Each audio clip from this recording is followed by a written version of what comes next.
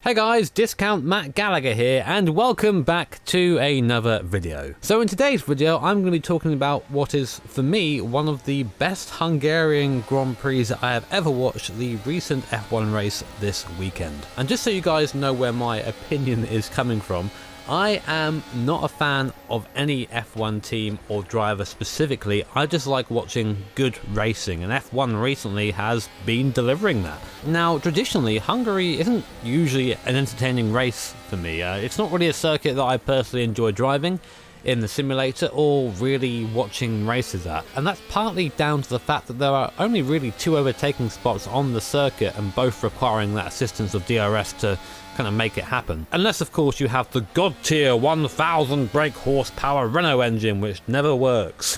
And add into that mix of course that the rain that was kind of suggested at the start of the race never really appeared, and usually that would mean you have all the ingredients for a typical F1 processional race. But luckily for us, that wasn't the case at all, and I think that one of the most important things for the race to make it entertaining happened essentially on the first lap on the run down to T1, and that was that Max Verstappen was able to hold first position coming through T1. It's quite a long run down to T1 at Hungary, and we all kind of know that the Honda power unit isn't the most powerful compared to, well, especially compared to the Mercedes. So managing to stay ahead there I think was key for the race, and doing that also kind of pushed Hamilton and Bottas together, which then meant they started to fight and slowed each other up and gave Max Verstappen a little bit of space to try and avoid all of that one craziness. Speaking of Bottas, he was one of the big losers from the first lap, losing a little bit of his front wing when dicing with Charles Leclerc up towards T4. And of course Pierre Gasly, who seemed to go backwards, unfortunately true to form, losing 3 positions at the start of the race. And of course, due to the front wing damage that Bottas sustained, he had to pit in very early, which promoted McLaren to 5th and 6th. And again, I'm not really a fan of any team or any driver, but it is good to see McLaren kind of get back up into the top of the midfield, and maybe one day even this season challenge for a podium, who knows. And momentarily after Bottas' stop, George Russell was up to 13th position in the Williams, and that was on track, so that was really damn cool to see. Williams is another team that you kind of want to see come back to past form. Unfortunately, he wouldn't hold that position as the race would go on, but it was nice to see him that high, if just for a little while. And whilst things quietened down a little bit after the hectic first few laps, there were still fights going on up and down the field. My favourite, and I think a lot of people's favourite from that race, was the 4-corner scrap between the Toro Rosso teammates Danny Kvyat and Alex Albon, where they, as I said, went side by side for the first 4 corners of the lap until Alex Albon was forced wide at T4, and it just goes to show that teammates can fight each other closely if they aren't Haas drivers. Then we got to the first round of pit stops, which kind of started to throw things up in the air because a lot of the teams started to make little mistakes. We saw mistakes from Ferrari, we saw mistakes from Toro Rosso, from McLaren, and even a slow stop for Hamilton as well. And for me, and I know I'm reaching a little bit here, for me it kind of reminded me a little bit of old school F1 reliability, or rather lack of, because nowadays the cars are pretty much almost guaranteed to do the entire length of the race, again unless you're Haas unfortunately, with Grosjean retiring midway through the race. So the only real errors you see from the team and the car usually come down to pit stops, and we saw lots of them. I'm not quite sure what it was about Hungary, maybe it was a bit warm, but we saw a lot of that, and of course that mixed things up even more. Now this is where things started to get interesting for the fight for the lead, because after Hamilton's first pit stop, the gap was around 6 seconds or so, but a couple of laps later, and seemingly for an unexplained reason, Verstappen dropped 2 seconds a lap for 2 laps in a row, I think it was, which allowed Hamilton to get right onto the back of Max Verstappen. And my working theory is that Verstappen was told to maybe chill out a bit, try and save the tyres because they're going to go to the end, try and save a bit of fuel if you can, and then wasn't really told to get back on it again until Hamilton was right back on his rear wing. But in my opinion, that was a little bit too late. In fact, I think the only reason that Max Verstappen stayed ahead at that part of the race is because he had DRS off Danny Rick, who he was lapping, which gave him that precious extra little bit of straight line speed. I think otherwise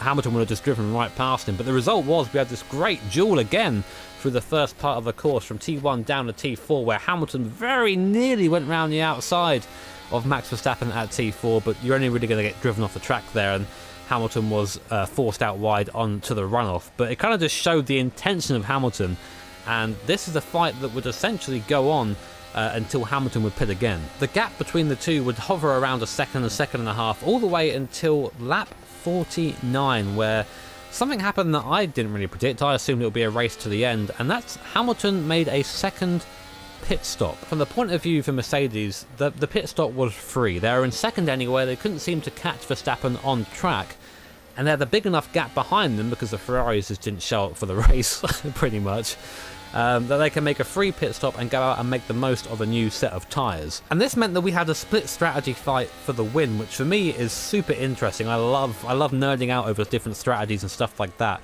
And we had a massive discussion in my TeamSpeak as to whether this was the right move or not. Of course, Verstappen would have track position around a circuit like Hungary. That's quite important. It's quite hard to overtake around there. But of course, by the end of the race, his tyres would probably be done, whereas Hamilton would have some fresh, by comparison, mediums. It also meant that Hamilton had to put in qualifying laps essentially to the end of the race, which for me gave me shades of Hungary 98, with Schumacher putting in 20 qualifying laps essentially at the end of the race to catch and pass David Coulthard, and got a bit of the old nostalgia vibe going there, so I had a big smile on my face when I realised what I was about to watch. And for some time I must admit that I didn't think that Hamilton was going to be able to do it. Verstappen was putting in decent enough lap times that the gap wasn't coming down fast enough. I think at one point they were actually doing the same lap time, which of course is just not going to work if you're 16, 17 seconds behind the car in front. But then it seems that Max Verstappen's tyres started to fall off, and Lewis found a little bit of clear air, and then it started at 18.6, 18.5, 18.5, putting in these fantastic qualifying laps, just really pushing the most out of the car,